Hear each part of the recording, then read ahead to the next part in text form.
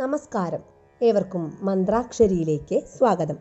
ഭഗവത്ഗീത യഥാരൂപം അധ്യായം 3 ശ്ലോകം 11. ദേവാൻ ഭാവയതാനേന തേ ദേവാ ഭാവയന്തു വഃ പരസ്പരം ഭാവയന്തഃ ശ്രേയഃ പരമവാപ്സ്യത. യജ്ഞം കൊണ്ട് ദേവന്മാരെ പ്രീതിപ്പെടുത്തിയാൽ അഥവാ ദേവന്മാർ യജ്ഞം കൊണ്ട് സന്തുഷ്ടരായാൽ ആ ദേവന്മാർ നിങ്ങളെ സന്തുഷ്ടരാക്കും.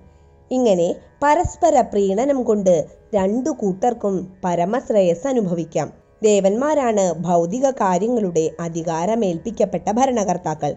ഭഗവത് ശരീരത്തിന്റെ വിവിധ ഭാഗങ്ങളിൽ സ്ഥിതി ചെയ്യുന്ന കർമ്മചാരികളാണ് അവർ. വായു, വെളിച്ചം, വെള്ളം മുതലായ ജീവജാലങ്ങൾക്കൊക്കെ ശരീര നിർദ്ധാരണത്തിനുള്ളതെല്ലാം വിതരണം ചെയ്യാൻ അധികാരപ്പെട്ടവരുമാണ്.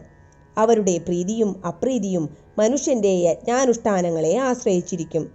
ചില യജ്ഞങ്ങൾ ചില ദേവന്മാരെ പ്രീതിപ്പെടുത്താൻ വേണ്ടിയുള്ളവയാണ്. അവ ചെയ്യുമ്പോഴും സർവയജ്ഞോഭോക്താവെന്ന നിലയ്ക്ക് വിഷ്ണു പൂജിക്കപ്പെടുന്നു. ഭോക്താരാം സർവയജ്ഞാനാം എന്നതുകൊണ്ട് ഭഗവത്ഗീത ഊന്നിപ്പറയുന്നതും യജ്ഞഭോക്താവ് കൃഷ്ണൻ തന്നെയാണ് എന്നാണ്. അതുകൊണ്ട് യജ്ഞപതിയുടെ ആത്യന്തികമായ സംപ്രീതിയാണ് എല്ലാ യജ്ഞങ്ങളുടെയും പ്രധാന ഉദ്ദേശ്യം. ഈ യജ്ഞങ്ങൾ പിഴയില്ലാതെ നടത്തുന്നതുകൊണ്ട് വിതരണത്തിന്റെ വിവിധ വിഭാഗങ്ങൾക്ക് ചുമതലപ്പെട്ട ദേവന്മാർ സ്വാഭാവികമായി സംതൃപ്തരാവുന്നു. പ്രകൃതി വിഭവങ്ങളുടെ വിതരണം ശരിയായി നടക്കുന്നു. യജ്ഞാനുഷ്ഠാനത്തിന് അനേകം പാർശ്വഫലങ്ങളുമുണ്ട്. അവ ആത്യന്തികമായി ഭൗതിക ബന്ധങ്ങളിൽ നിന്ന് മുക്തി നേടാൻ വഴിയൊരുക്കുന്നു. വേദങ്ങളിൽ പറഞ്ഞിരിക്കുന്നതുപോലെ യജ്ഞാചരണം സർവകർമ്മങ്ങളെയും പവിത്രീകരിക്കും.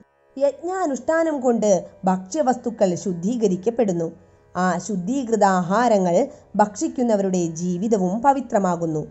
ജീവിതശുദ്ധി സ്മരണമണ്ഡലത്തിലുള്ള സൂക്ഷ്മകോശങ്ങളെ ശുദ്ധീകരിക്കുന്നു. സ്മരണശുദ്ധി വന്നാൽ മുക്തിമാർഗചിന്ത ആരംഭിക്കുന്നു. ഇതെല്ലാം ഒത്തിണങ്ങി വന്നാൽ കൃഷ്ണാവബോധത്തിലേക്ക് വഴിയൊരുങ്ങുന്നു. ആധുനിക സമൂഹത്തിന് അത്യാവശ്യമാണത്.